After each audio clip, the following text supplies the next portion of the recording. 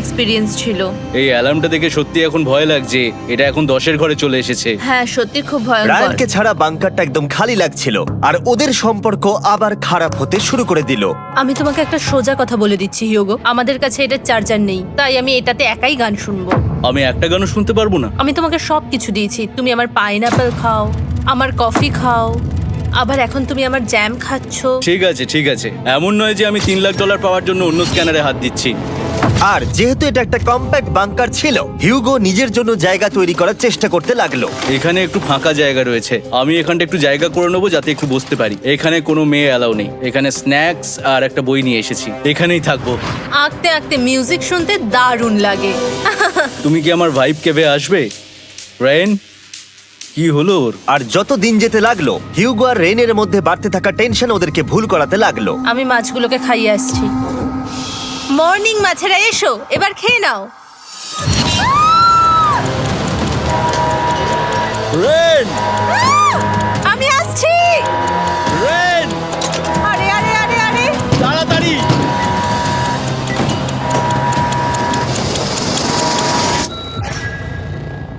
এটাতে অনেক সময় লেগে গেল। আমি রেনের এইসব পাগলামির জন্য আমার $3 লাখ কোনোভাবেই হারাতে পারবো না। আমি আস্তে আস্তে কেমন ভাবে জীবন কাটাতাম সেটাই ভুলে যাচ্ছি। বাংকারে আমি এখন যেভাবে থাকছি সেভাবে আগে থাকতাম না। মানে কি বলবো, একই জিনিস বারবার রিপিট হচ্ছে, যেটা মনে হচ্ছে কোনোদিনও শেষ হবে না। কিন্তু যাই হয়ে যাক না কেন, হিউগো আর রেন তাদের টাকাকে বাঁচাতে সব সময় সফল হয়েছিল। তারপরে ডে 60 এলো। আমি আসলে ওদের লোভ কতটা সেটা পরীক্ষা করে দেখতে চাইছিলাম। চলো দেখা যাক কে বাটন প্রেস করবে। আরে আমি জিতেছিলাম তো। ও মাই গড! আমি এখন এখান থেকে কিছু একটা ফেলবো, তোমরা একটু প্লিজ দূরে সরে যাবে। ওহ দারুণ! এটার জন্য ক্ষমা করো। ডে 60 অফার হলো আমি তোমাদেরকে এই $50,000 দেব যদি তোমরা একবারের জায়গায় 3 বার এই অ্যালার্মটাকে বাজাতে দাও, তাহলে বাকি পুরো চ্যালেঞ্জটাই। ও মাই গড! তোমরা একটু ভাবনা চিন্তা করে নাও। আমি কিন্তু এটা করতে চাই, এটা কিন্তু ভালোই হবে। কিন্তু একটা জিনিস ভাবতে হবে যে ওরা কিন্তু এটা যখন তখন করতে পারে, হ্যাঁ, তাই এটা না? তুমি ঠিক বলেছো। ঠিক আছে, তাহলে তোমরা কি করবে? এই $50,000 কি তোমাদের টাকায় অ্যাড করবো না করবো না? না, সত্যি? তাহলে আমি টাকাটা নিয়ে চলে যাই। আমরা সঠিক সিদ্ধান্ত নিলাম। আমরা এমনিতেই অনেক সমস্যায় রয়েছি, আর বেশি সমস্যা বাড়াতে চাই না। 40টা দিন কিন্তু অনেকটা সময়।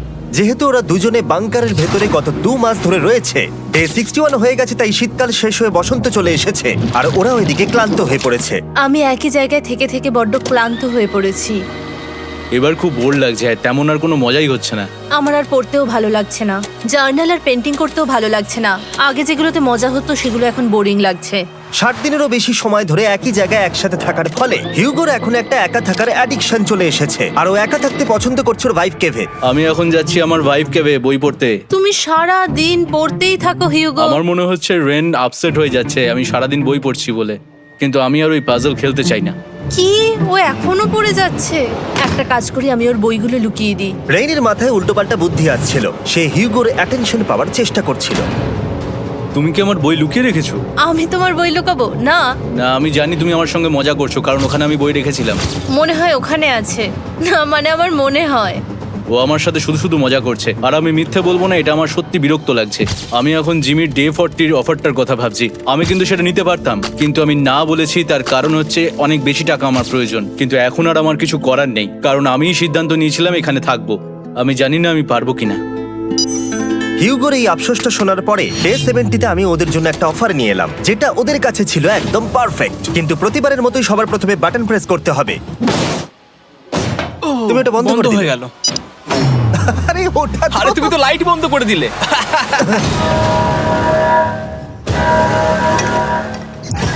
কেমন আছো তোমরা? ভালো, তুমি কেমন আছো? ডে 70-র অফারটা তোমাদেরকে বলার আগে আমি তোমাদেরকে আলাদা করব। হিউগো, সিঁড়ি দিয়ে ওপরে উঠে যাও। রেইন, টাকার কাছে চলে যাও। এবার পর্দা লাগানোর সময়। এই পর্দাটার জন্য আমার টেনশন হচ্ছে। কি হচ্ছে এখানে? কি হবে? হে গার্ল, টাকা টানতে শুরু করে দাও। $2 লাখ টানা হচ্ছে। $6 লাখ প্রাইস পুলের মধ্যে থেকে ওরা এখন $2 লাখ টেনে নিচ্ছে। আর এটাও আমার আগের অফারের মতোই। যদি তোমাদের মধ্যে একজন বেরোতে চাও, সে $1 লাখ নিয়ে যেতে পারবে। আমার মনে হয় আমার না বেরিয়ে হয় যাওয়া এটা তুমি উচিত। করতে পারো না। তোমাদের মধ্যে একজন এক্ষুনি বেরিয়ে বাড়ি চলে যেতে পারবে। তুমি ওই অফারটাই আবার এনেছো। হ্যাঁ, কিন্তু এবারে তুমি $2 লাখ গ্যারান্টি জিতবে আরেকজনকে আউট না করে দিয়ে। তাই নাকি? ডে 40 অফারের মতো কিন্তু এটা নয়, আমি তোমাদেরকে আলাদা করেছি। তাই তুমি বেরোতে চাইলে ও তোমাকে এবার আটকাতে পারবে না, যদি তুমি বেরোতে চাও তো। এটা তো দারুণ। ও মাই গড জিমি, তুমি এরকম কেন করলে? তুমি বেরোলে কিন্তু রেনের জন্য ভালোই করবে। $3 লাখ কম্পিট করার জায়গায়, কারণ তোমরা দুজনেই থেকে গেলে 3 লাখ পেতে, কিন্তু বেরিয়ে গেলে 4 লাখ পাবে। তাই তুমি বেরিয়ে গেলে ওর কিন্তু সাহায্যই হবে। হ্যাঁ, আমি তোকে সাহায্যই করছি। হ্যাঁ, আমি জানি না কেন আমার মনে হচ্ছে ও বেরিয়ে যাবে। আমি জানি না আমি নিজেকে ক্ষমা করতে পারবো কিনা যদি আমি $2 লাখ না বলি আর শেষে চ্যালেঞ্জটা হেরে যাই। যতক্ষণ ওরা কি করবে সেটা ডিসাইড করছে, আমি ততক্ষণ তোমাদেরকে মনস্টার হান্টার নাও সম্পর্কে বলছি। কি? মনস্টার হান্টার নাও হলো একটা free to play mobile game, নায়ান্টিকের অনেকটা পোকেমন গো এর মতো। আচ্ছা, তোমরা কি এটা খেলতে চাইবে? এইটা গেম খেলার সময় নয়। Come on.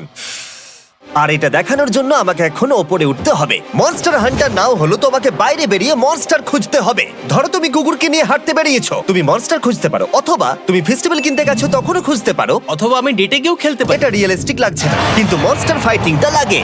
Monster Hunter Now আমার নিজের এন্ড গেম কোয়েস্ট নিয়ে এসেছে আগামী 30 দিনের জন্য, তার সাথে মিস্টার বিস্ট সোর্ড, শিল্ড এবং আরো অনেক কিছু। ডেসক্রিপশনের লিংকে ক্লিক করো অথবা এটা স্ক্যান করে মনস্টার হান্টার নাও ডাউনলোড করো আর মিস্টার বিস্ট হান্ট করে ইউজ করো স্পেশাল আইটেম ফ্রি পাওয়ার জন্য। 30 দিনের জন্য এটা পাওয়া যাবে, তাই তোমরা এক্ষুনি গিয়ে ডাউনলোড করো। আমি তো $1 লাখ হারিয়ে ফেলেছি, এটা তো ডাবল। আর মনে রেখো, যদি তোমরা কেউ না বেরো তাহলে তোমাদের এখনো 1 মাস এখানে থাকতে হবে। তোমরা কি তোমাদের পরিবারকে দেখতে চাও? তোমরা কি সূর্য দেখতে চাও? আর সব থেকে গুরুত্বপূর্ণ, তুমি কি বাংকারে থাকা আরেকজনকে সাহায্য করতে চাও এক্সট্রা $1 লাখ দিয়ে? 5 4 3 2 $2 লাখ নিশ্চিত জেতার জন্য লাস্ট চান্স। 1। আমি নিচে যাচ্ছি। আমার মনে হয় না ও আর এখানে আছে। এবার আমি পর্দা সরাতে চলেছি আর দেখাবো কেউ বেরোলো কিনা।